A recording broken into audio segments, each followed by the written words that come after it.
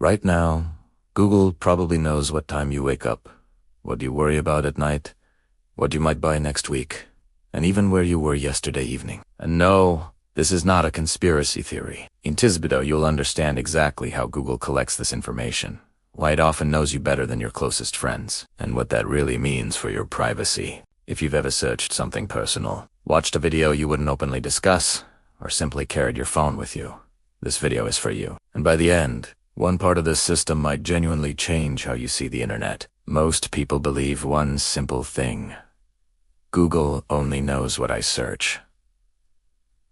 That belief is wrong. Google doesn't just learn from what you type. It learns from what you hesitate to search, from what you scroll past, from what you almost click, but don't. Your friends know what you choose to tell them. Google knows what you never say out loud.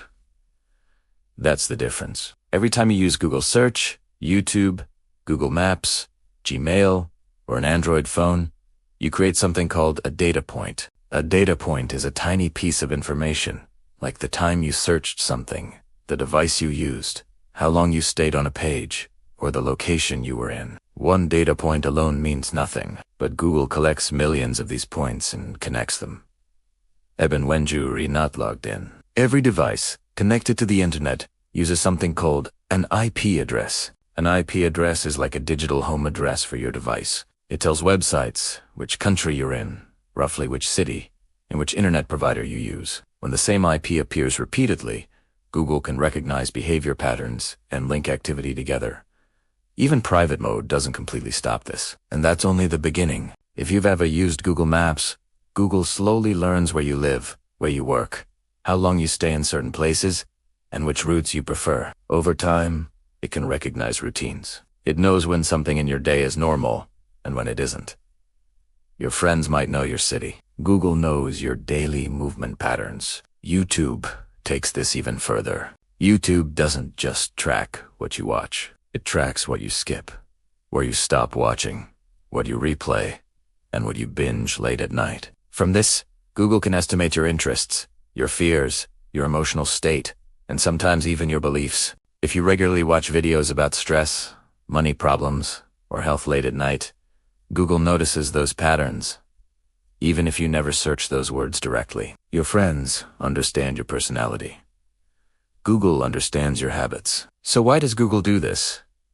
The answer is simple: money. Google earns billions through advertising, but not random ads. It shows ads at moments when you're most likely to care, most likely to click, and most likely to buy. That's why ads sometimes feel uncomfortable. They're not guessing, they're calculated. You've probably noticed Google finishing your sentences in search. That's not magic. Google compares your behavior with millions of other users who behave similarly. If people with similar habits search something next, Google predicts that you might too. This is called behavioral modeling. It means Google doesn't just react. It predicts, sometimes more accurately than people close to you. Your friends know what you share with them. Google knows what you repeat, what you die, and what you return to again and again. That's why this comparison matters.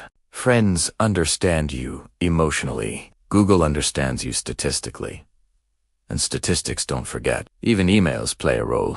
Google doesn't read emails like a human, but it scans them automatically. It looks for patterns, context, and activity signals. Travel confirmations suggest travel interest. Receipts reveal spending habits. Subscriptions hint at lifestyle choices. Even silence tells a story. The most surprising part is this: you agreed to all of this. Every time you clicked, I agree, you allowed Google to collect and analyze data to improve its services. Most people never read those terms, but they quietly shape how your digital life works. So can you escape Google completely? Not really, but you can reduce how much data you share. You can pause location history, clear activity logs, limit ad personalization, and use more privacy-focused tools. This won't make you invisible, but it gives you control, and control matters. The real issue isn't that Google knows you. It's that most people don't realize how deeply it knows them. Technology didn't suddenly become evil. It became efficient, and efficiency changes everything. Now, the next time an AD feels too accurate, or a recommendation feels a little too perfect, you'll understand why. If you want to understand how modern systems really work, not the surface version, but what's happening underneath.